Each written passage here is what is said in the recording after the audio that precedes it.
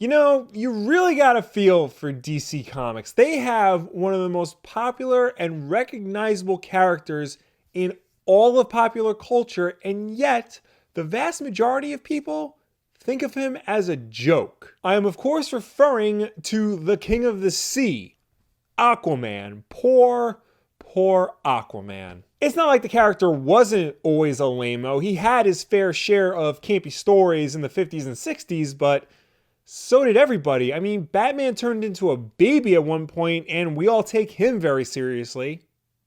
For the most part. Yeah. Oh, something is definitely bleeding.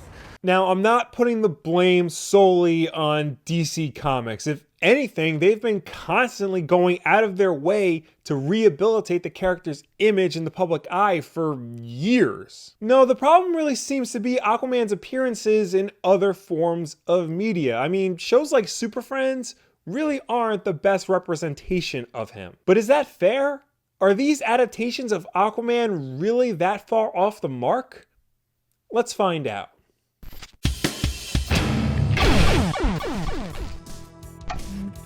Now, I'm not going to go through every single appearance of Aquaman in TV and movies and whatnot. I'll be here all damn day. Just the big ones, the ones that I think feature Aquaman in a prominent role. And they have to be official DC adaptations, so sorry South Park, Seaman doesn't count.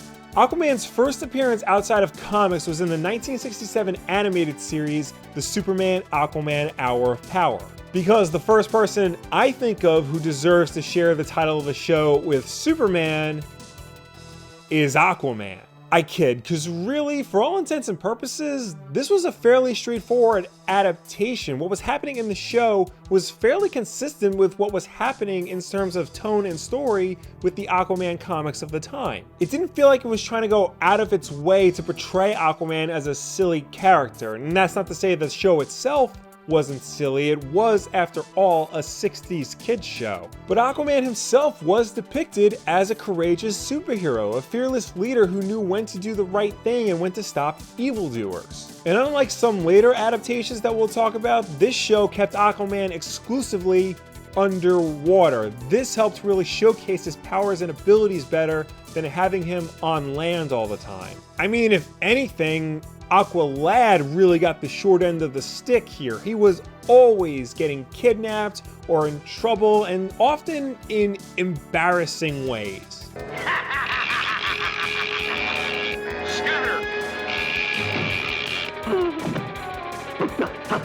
This series was made by FILMATIon and would later spin off into its own show simply titled Aquaman.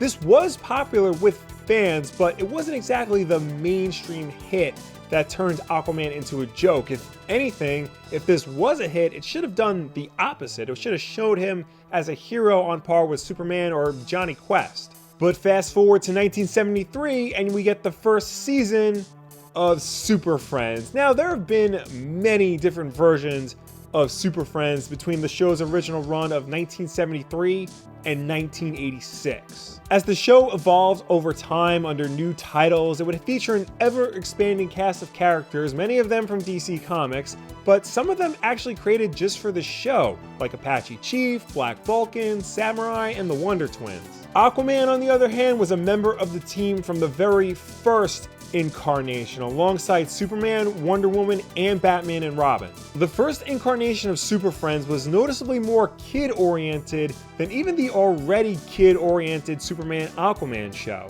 Now being made by Hanna-Barbera, this new series was much more in line with what that studio was offering at the time. Very crude animation, hip teens with bell-bottom jeans, and a wacky cartoon sidekick dog. I mean, seriously, how many sidekick dogs did Hanna-Barbera have in their arsenal? And the heroes were all altered to fit this new style. Batman and Robin were much more in line with what Adam West and Burt Ward were doing on the TV show rather than what was going on in the comics. Superman was portrayed as almost really a parody of himself. Really, the only superhero that got through unscathed was Wonder Woman. She seemed to be more in line with what was going on in the comics at the time than everyone else on the show. But with Aquaman, well, let's just say there's a reason why this show gets blamed for everybody thinking he's a joke. they really would only use him for scenarios that involved water. If nothing was happening at sea or a boat wasn't in trouble, he didn't really do much besides lift the odd heavy thing. And look, I am not saying that Aquaman can't be effective on dry land. There are many examples of Aquaman doing good and saving the day outside of the water. Those stories just happen to know how to do it right.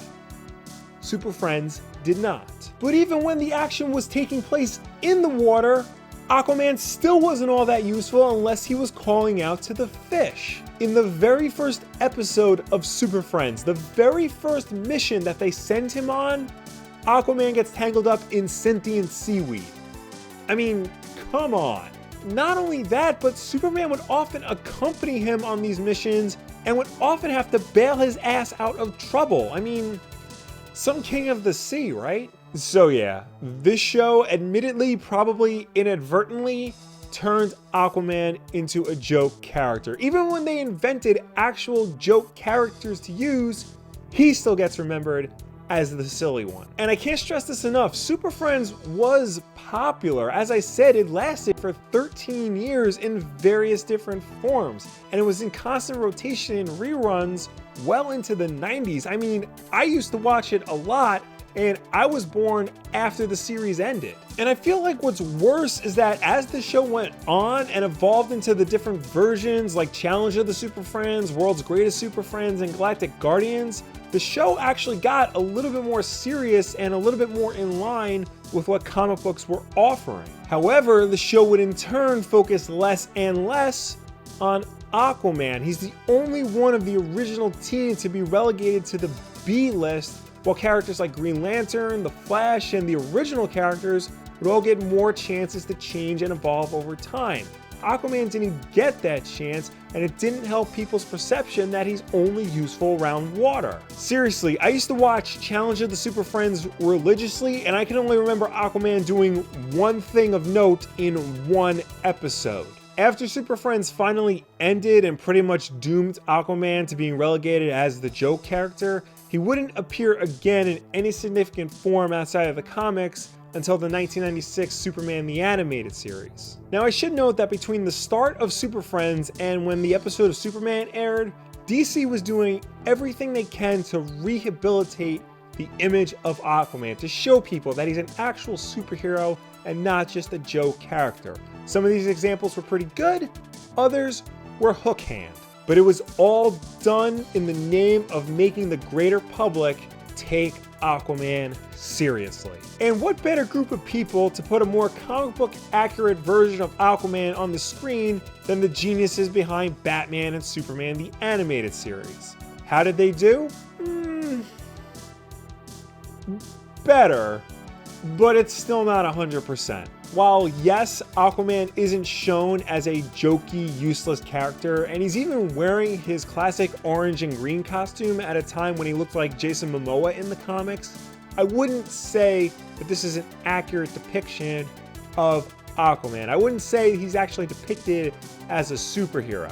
He's actually closer in tone and personality to the Marvel character Namor the Submariner. He's on the surface world to try and stop LexCorp from polluting the ocean and therefore destroying Atlantis. As the episode goes on, he's shown to be very aggressive in his pursuit to save his homeland, even willing to start a full-scale war to save the ocean. I'm not saying he's wrong to want to protect Atlantis, and I mean, hell, I'd be a dick too if Lex Luthor kidnapped me and tried to destroy my home.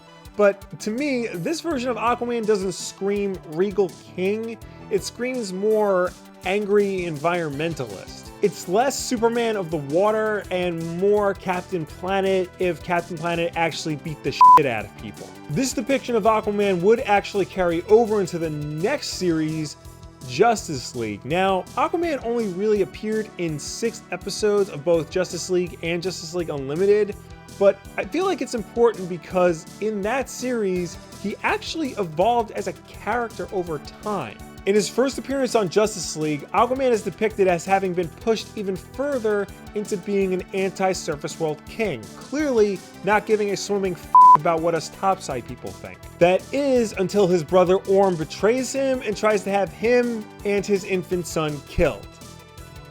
kids show. Aquaman eventually realizes that his fear of the surface world has left him blind to the real threats around him, and he learns to trust the Justice League and others in order to save the day, and this trust would build in him and continue on throughout the series. Later episodes would have Aquaman team up with Dr. Fate and Hawkgirl to try and save the soul of Solomon Grundy, and later episodes still would have him actually do work with the core Justice League. I mean, he's still depicted as a badass Viking king, but now he's a Viking king that gets along with everybody.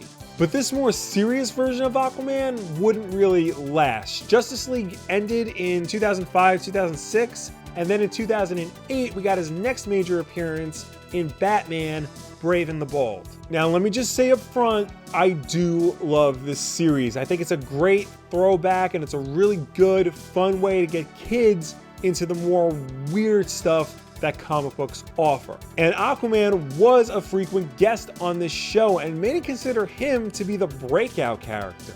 But he wasn't exactly a subtle character. He was big, bombastic, loud, overly friendly, always smiling, and always saying outrageous. Outrageous! Let's get going. He's not necessarily depicted as a joke, and I wouldn't say he was the comic relief of the series, but this version is a far cry from the stoic King of the Seas that we saw in Justice League or in the comics. He's still a silly character, and Brave and the Bold was immensely popular, once again cementing Aquaman's place as a silly character. But that being said, at least John DiMaggio did a great job. I mean, the man really can do no wrong if you think about it. What time is it? Time for you to shut up! And lastly, at least in terms of animation, there's the direct-to-video film Justice League Throne of Atlantis. There's really not too much to say about it, honestly, because truth be told, it's probably the closest depiction of Aquaman in terms of how he is in the comics onto the screen. Now that makes sense given that this is a direct adaptation of the storyline Throne of Atlantis, but even though this is the closest, it really isn't necessarily the most well-known. I mean, if we're being honest, the only people who watch those direct-to-video films are diehard fans of this stuff anyway. The general public, your mother, isn't gonna watch this stuff. She's only gonna know Aquaman from Super Friends or the fact that he's now Khal Drogo. Okay, so those were all the big cartoons, but what about live action? Surely Aquaman has appeared in live action before Jason Momoa came along, right? And no, Entourage does not count. He did appear in a few episodes of Smallville as played by Alan Ritchson, who now plays Hawk on Titan, so full circle for that guy. It was a fair depiction of a young Aquaman, but he was a teenage lifeguard or something. If you're gonna do Aquaman, just make him the king of the sea. Don't try to Dawson's Creek him like you did everyone else on Smallville. And of course, I would be remiss if I didn't mention the Aquaman TV show, often called Mercy Reef. This show never made it past the pilot. It was pitched as a sister series to Smallville, but no networks wanted to pick it up. Now, it was eventually released onto iTunes and other digital services for the world to see. And once the world saw it, they can pretty much see why it wasn't picked up. Now, I know I shouldn't say that. People actually really did like the Mercy Reef pilot, but then again, people also like Batman vs Superman, and I still can't figure out why. Look, I'm on record with not being a big Smallville fan, but at least Smallville did its title character and Aquaman better than this show did. In this show, he's depicted as a blonde surfer douchebag. I mean, he's not even called Arthur Curry in this show. He's AC. That guy. At least Ving Rhames is in it and always does good stuff. And Aquaman in this show is portrayed by Justin Hartley, who was Green Arrow on Smallville and is now on This Is Us, my wife's favorite show. Part of me kind of feels bad because every time I walk into the room and she's watching it, she's really invested in the story and what's going on, and all I can think of is, oh, it's Aquaman and Peter Petrelli. Anyway, I could go on with all the depictions of Aquaman across various forms of media. I didn't even mention Injustice in this video, but the point remains there hasn't ever really been a consistent depiction of Aquaman across movies, television, and whatnot throughout the years. Attempts to take him a little bit more seriously have often led to him being portrayed as kind of a jerk, and the less serious portrayals of him, the ones that make him more goofy, those seem to be the ones that everybody latches onto. But will his new movie be any different? Will this finally be the film where everybody stands up and takes Aquaman seriously? Well, to be honest, I do think casting Jason Momoa does help a lot. I mean, what better way to get people to take Aquaman seriously than to cast the scary dude from Game of Thrones as the character? And at least from what we've seen in Justice League, he does have elements of the misanthropic king who ultimately wants to protect his people and his world. And it looks like the Aquaman solo movie is expanding on those ideas with great gusto. Still kind of a douchebag surfer vibe going on, but hey, I'll take what I can get at this point. But what are your opinions on Aquaman? Do you think he's a joke character? Do you think his other appearances in other media have done him a great injustice? Or do you think this is the movie that will turn the tide, no pun intended? Let me know down below or anywhere on the internet. To be fair, none of these characters should be taken seriously. They're all wearing brightly colored tights and beating up other people in brightly colored tights. But you know what I mean. People have room in their hearts for the Adam West Batman and the Michael Keaton Batman, so why not have room in their hearts for silly Aquaman and the more serious Aquaman? That's really what I'm trying to get at here. If you want to judge Aquaman's appearances in other media for yourself, I have Amazon links in the description below to his other shows on DVD and Blu-ray and whatnot. Also down there is a link to Wulff Den apparel. Still available is our fall and winter collection, as long as our classic collection, including this bad boy right here. Buying anything from those links goes a long way to help support this channel, but as always, the most important things that you can do to support this channel is just to watch us. We got new videos every Tuesday and Wednesday. Saturday is the backlog. Wednesday night at 9 p.m. Eastern is Wulff Den Live, so subscribe to see all of that. Like this video and share with a friend who thinks Aquaman is a joke but doesn't really know why he or she thinks Aquaman is a joke. Maybe this will shed a light on that, or maybe it won't. Who knows? I don't know, your friend. Thank you all for watching. I will see you next time.